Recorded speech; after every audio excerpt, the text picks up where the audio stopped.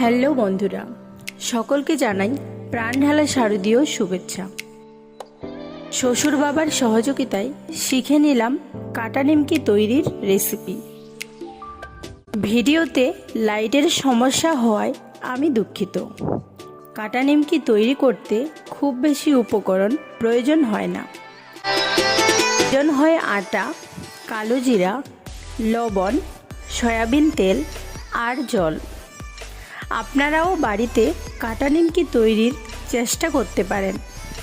আপনারা কে কে কাটা নিমকি খেতে পছন্দ করেন তা কমেন্টে লিখে জানাবেন।